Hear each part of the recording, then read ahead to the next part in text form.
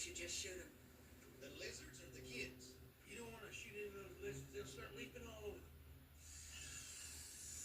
I just want to know why they haven't been bitten yet. Oh, crap. Oh, for Pete's sake, that can't be her already. Ain't the Girl Scout selling cookies?